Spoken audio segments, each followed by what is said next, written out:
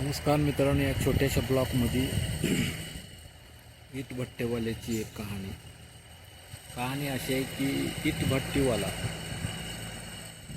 जो दिवाळीपासून ते मे महिन्यापर्यंत कष्ट करणारा माणसाची परिस्थिती. माणूस हा UP, बिहार, MP किंवा महाराष्ट्रातून येतो आणि तो इटभट्टीत 5-6 महिने काम करतो. कष्टाचे दिवस माणसाला सोपं वाटते, परंतु ते कष्ट कसं राहायचं, हप्त्यातून पगार कसा घ्यायचा, बाजार कसा करायचा, इटभट्टी पाऊस आल्यानंतर काय होते ते तुम्ही पहा. मी तुम्हाला व्हिडिओ दाखवत आहे.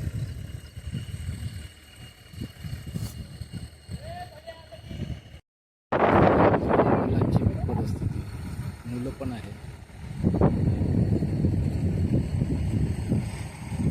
इटभट्टीवाल्याची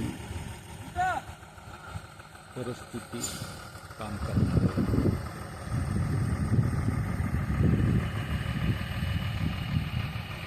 वेगवेगळं लहान मुलं सुद्धा घेऊन काम करावं लागतं. बाय माणसं कष्ट करून एवढं, आणि त्याच्यामध्ये पाऊस बिऊस पडल्यानंतर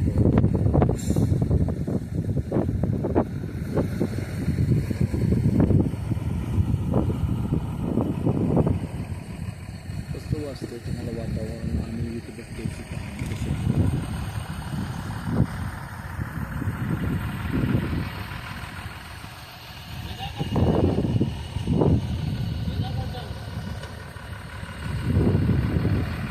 या ठिकाणी इटभट्टी लावते, त्या ठिकाणी वीट तयार झालेली विकण्यासाठी गाडी करायला तयार करणार.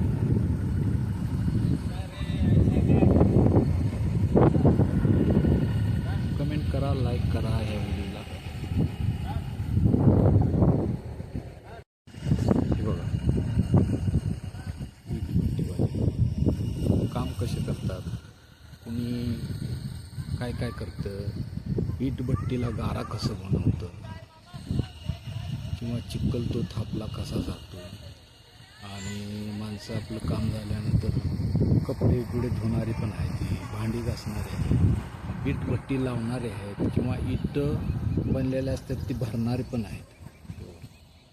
वेगवेगळं काम.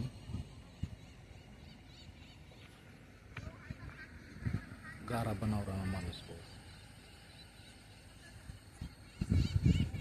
अशा वीट बनवतात आणि ते वीटभट्टीला लावल्यानंतर ती वीट तयार होते.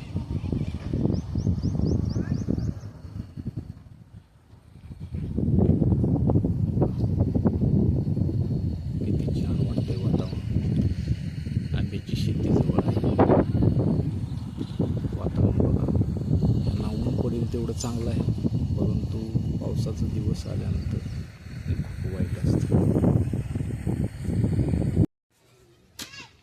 बघा जीवन, विटा कशा बनवल्यात ते बघा. इटभट्टी लहान मुलं सुद्धा काम करतात.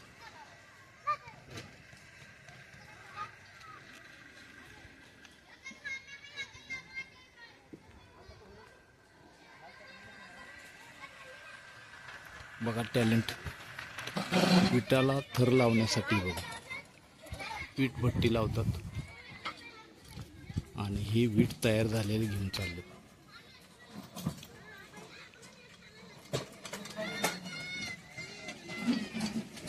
इटभट्टीवाल्याची कहाणी बघा.